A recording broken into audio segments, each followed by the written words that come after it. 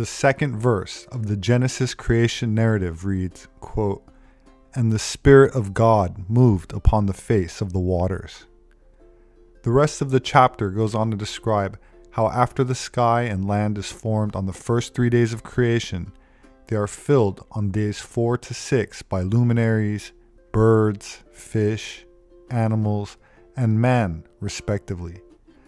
The Bible goes on to warn that a rebellion against God would lead to the return of darkness and chaos, quote, "as if the earth had been uncreated." But who is this God that was issuing warnings against the rebellion? And when did his worship begin?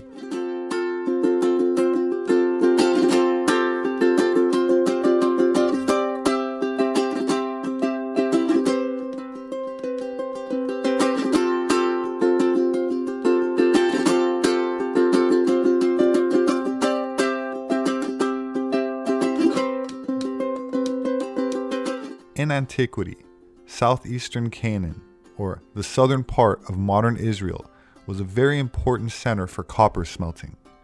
Although some biblical writings suggest a southern Canaanite origin for the god Yahweh, no details are provided concerning his worship prior to him becoming the God of Israel. That said, the geographic territory of Judea, or southern Canaan, was occupied by a tribe of shepherds and metalsmiths called Canaanites in the Bible, who are thought to be descended from the biblical Cain. While the Old Testament describes Yahweh separate and distinct from the gods of Canaan, scholars identify the god Yahweh as originally being a god of the Canaanites, a tribe of Edomites, and was later identified by the Israelites with the God of Abraham. The Israelite cult of Yahweh was associated with copper and with the bronze serpent, a typical symbol of metallurgy, as the smelting of copper is considered in the Old Testament as the specific sign of Yahweh. Anthropologically speaking, a parallel exists between Yahweh and the god of metallurgy worshipped in Egypt, Mesopotamia, and Elam. And we know from the archaeological record that Yahweh was in fact worshipped as Dionysus in the later classical era, and therefore, becoming publicly worshipped in Israel, Yahweh was associated with the guild of metallurgists of Edom, the territory just below Judea in the land of Canaan. At the time of Exodus, at least some of the Canaanites are depicted as inhabiting the vicinity of Mount Sinai. Jethro, the father-in-law of Moses, was a Canaanite, and Moses is described as living with his clan for 40 years, where he married Jethro's daughter, Zipporah, who was also an Edomite. The region of southern Canaan on the southern border of Judea was known as Edom, where we get the term Edomites. The Hebrew word Edom means red, and the Hebrew Bible relates it to the name of its founder, Esau, the elder son of the Hebrew patriarch Isaac, because he was born, quote, red all over, which has been interpreted by many to imply that he was a ginger. According to the Bible, the capital of Edom was called Selah, but in the writings of Josephus, it is called Petra, as it is known today, the Greek word corresponding to the Hebrew Selah, and at one time Petra was also known as Mecca. That said, there's considerable evidence to show that the original Kaaba from the Islamic faith was located in Petra, and that all of the mosques from all over the world in the first 100 years of Islam pointed to this city in southern Jordan. While some Islamic scholars will argue that it was Jerusalem, modern mapping technology has indicated the direction was actually Petra, about 150 miles south of Jerusalem. So, if Petra was the holy city of Islam, the place where the first Kaaba was located, then the Prophet Muhammad would have been born and raised in Petra, and then later traveled to Medina in Saudi Arabia.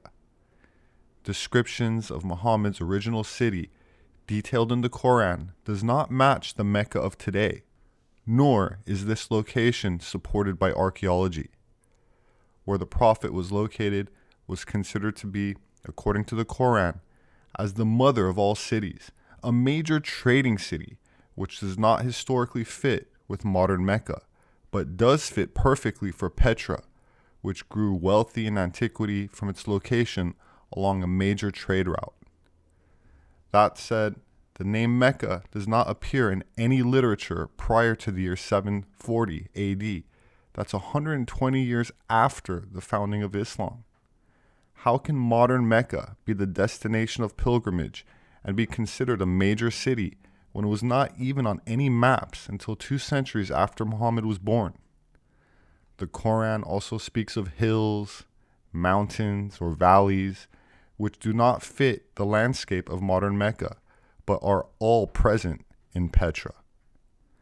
While I understand that this material may be considered controversial, you're invited to research this for yourself, not only in regards to the direction that the original mosques faced, but how many of them also now display red hair that was clipped from Muhammad's beard, which he allegedly started dyeing with red henna in his later years to match the color of his youth, which is why many Muslims today, who are not natural gingers like Muhammad was, also dye their hair red with henna to imitate their prophet. I included a link in the description for more on the appearance of Muhammad for those that are interested.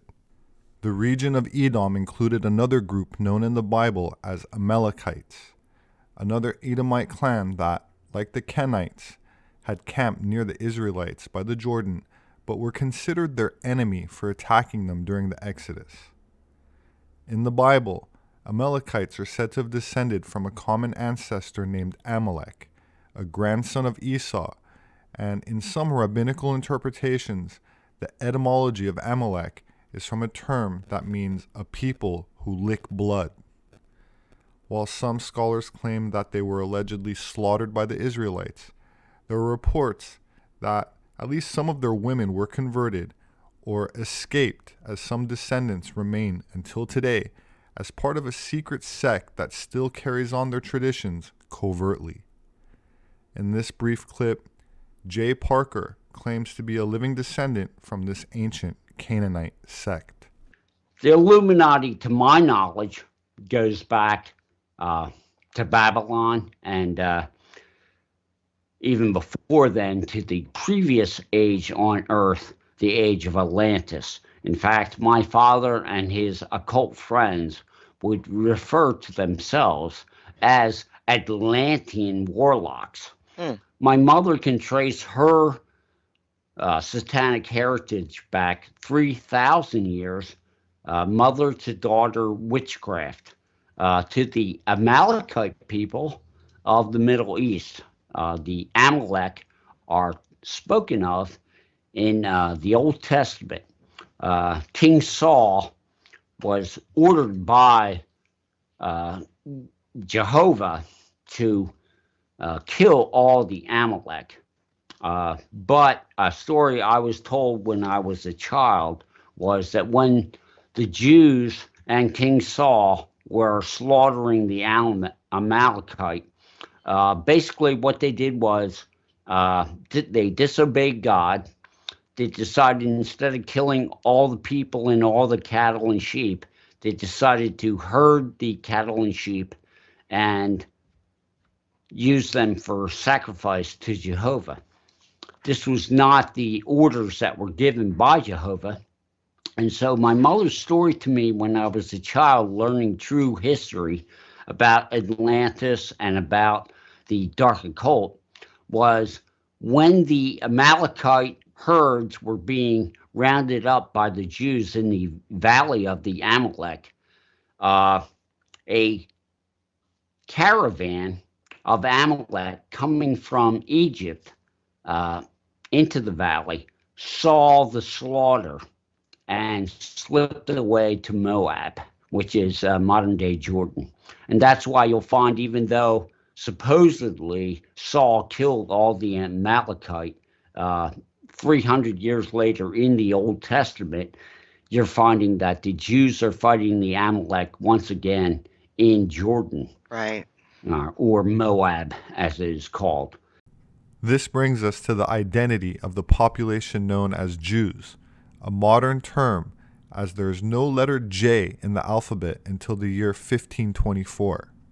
Before that, the letter J was originally the same as the letter I, and so it's from the Hebrew word Yehudi and the ancient Greek Iudaios, who were Hellenized Edomites, where we get the translation to Jew or Judean, where the term Jew implies religious beliefs of a people and Judeans emphasizes their geographical origins.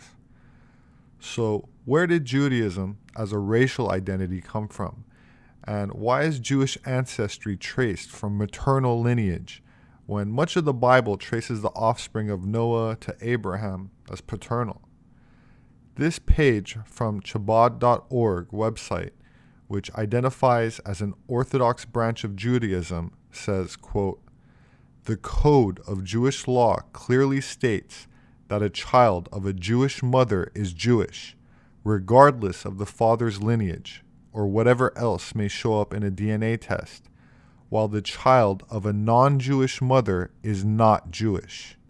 The reason for this is explained in the 1925 Jewish Encyclopedia, Volume 5, page 40 and 41, quote, "According to the Bible, immediately after Isaac's death, Esau settled Mount Seir, where he had lived before. The Edomites soon became powerful enough to extirpate the Horites, the former inhabitants of the country, whose ways of life they adopted. As among the Horites, each tribe was ruled by a prince or chief, whose position resembled probably that of an Arab sheikh. Later, the Edomites organized themselves into a kingdom and had 8 kings when the first king in Israel began his reign. However, a list of chiefs given after that of the kings shows that subordinate chiefs ruled under the sovereignty of the king. In the time of Moses, both chiefs and king are mentioned. When the king of Edom refused to allow the children of Israel to pass through his land on their way to the land of Canaan, the Israelites were expressly ordered not to wage war upon the Edomites, but to go around their country. Neither did the king of Edom attempt hostilities against the Israelites, though he prepared to resist the aggression. Nothing further is heard of the Edomites until their defeat by Saul 400 years later. 40 years later, David overthrew the Edomites in the Valley of Salt, and his general Joab slew all their males. From that time, Edom remained subject to Israel. After the conquest of Judah by the Babylonians, the Edomites were allowed to settle in southern Palestine. At the same time, they were driven by the Nabateans from Idumea. In southern Palestine, they prospered for more than 4 centuries. Judas Maccabeus conquered their territory for a time. They were again subdued by John Hyrcanus, by whom they were forced to observe Jewish rites and laws. They were then incorporated with the Jewish nation, and their country was called by the Greeks and Romans Idumea, ruled over by Judea until its conquest by the Romans. King Herod's ancestors were Edomites by descent that had converted to Judaism. He married into Jewish royalty and was proclaimed King of the Jews by Rome during the time when Jesus was born. When renovating the temple, King Herod employed 1,000 priests as masons in the rebuilding, which was destroyed in 70 AD. It is from temple mason priests that Freemasons get their name, and from the bloodline of 24 high temple priests, 12 men and 12 women, where the Knights Templar claim lineage, as their descendants allegedly migrated into Europe, becoming nobility and marrying into royalty. Whether this esoteric Templar myth is symbolic or literal is up for debate, but speaks to the lost tribe legends. This includes Germanic tribes such as the Saxons, Franks, and Goths, the Celtic people such as Bretons, Gauls, and Iberians, and other populations associated with the Scythians, such as those in Ireland, where Scottish Rite Freemasonry was started as an extension of the Kabbalistic Templars and Rosicrucians. Freemasonry is founded on the belief that the teachings of the Aryan Magi were adopted by King Solomon, who then employed them in the construction of his famous temple. Much of these Gnostic-like teachings comprised the Kabbalah, which the temple priests and later Knights Templar brought back into Europe, becoming the foundation of esoteric alchemy, Hermeticism, and what is known generically as the occult. While these secret teachings are associated with the Grail mysteries, the legend of the Holy Grail is also symbolic of a certain bloodline. Rex Deus are a bloodline that trace their origins back to the 24 high priests of the Temple of Jerusalem, which includes the family of Jesus. And according to Holy Mother the Church, and who are we to doubt their word, Jesus was single and had no children. But in actual fact, like all Jews of his time, he was obliged by Jewish custom and tradition to marry and procreate. He was doubly empowered to do this because he was also a rabbi and the heir to the throne of the line of David, so he had to produce an heir. And one of the most closely guarded secrets in European history is the fact that he founded a bloodline known as the Desposini, which are still extant in Europe today. When I go to England, I stay with one member of it, and when I go to Nice, I have breakfast with another. And descendants of Jesus are all around you, and many of the people who are true descendants of Jesus of Nazareth don't even know it. And I've just used a term which is inaccurate, Jesus of Nazareth. The problem is that Nazareth didn't exist at the time of Jesus. He was Jesus the Nazarene. He was a member of an esoteric cult attached to the Essene order, an initiatory form of spirituality which is still being practiced in secret today. And the Rex Deus families outwardly practice the religion of their place and time, but secretly amongst themselves follow their own path. And shortly after I published Rex Deus, I had a letter on very impressive notepaper with a coat of arms at the top, and it was a very brief and terse letter. It said, "Dear authors, you should really have consulted me before you rushed so precipitately into print. We must talk, or better yet, meet." And it was signed with a well-known Scottish family name. So I rang this gentleman and I said, "Well, Professor," I said, "we filled in a lot of gaps in the story with our knowledge of medieval history. Where did you go wrong?" He said, "You didn't, dear boy, it's just incomplete. Do you want the rest?" The result was a book called Custodians of Truth. And between the two of them, they traced the influence of these families on the development of European culture, and that influence was quite profound, particularly in spiritual matters.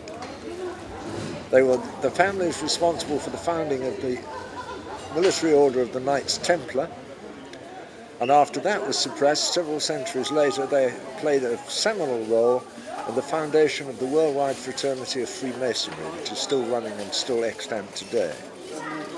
So their influence is all pervasive.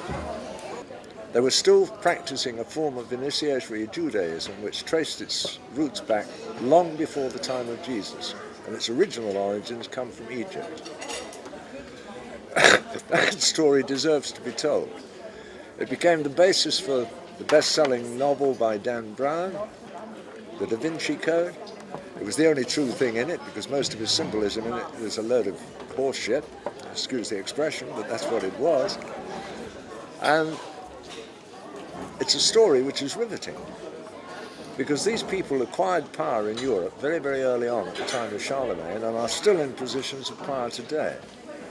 And there is a chivalric order which is still running, called the Order of the Fleur de Lis. Membership is by invitation, but to hold office within that order you have to be a member of one of the families of the Rex Deus group.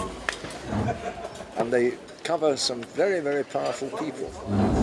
What their agenda is today, I haven't the faintest idea. But they're still about, and they're still exerting massive influence behind the scenes, all very quietly.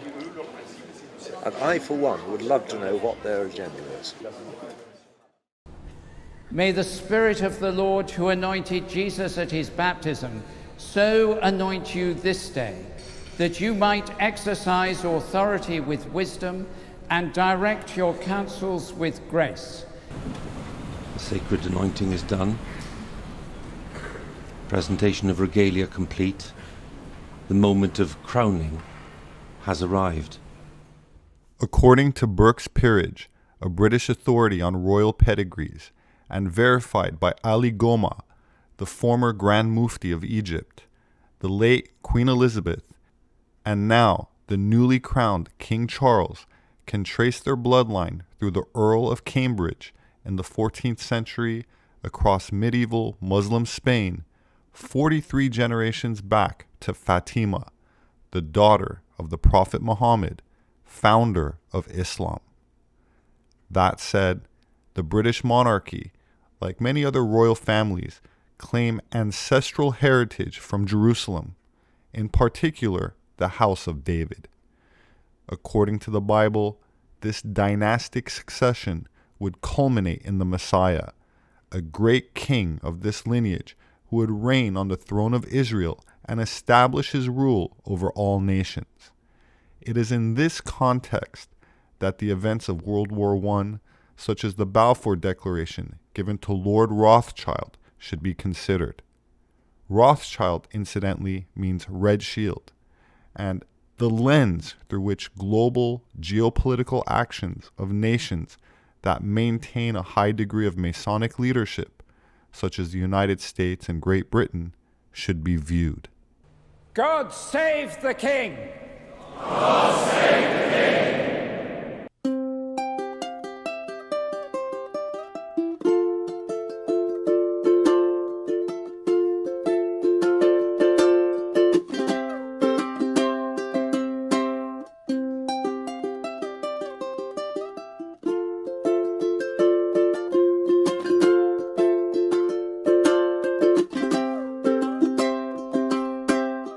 My name is Robert Sepehr. I'm an anthropologist. My published work is available on Amazon and through all other major book outlets.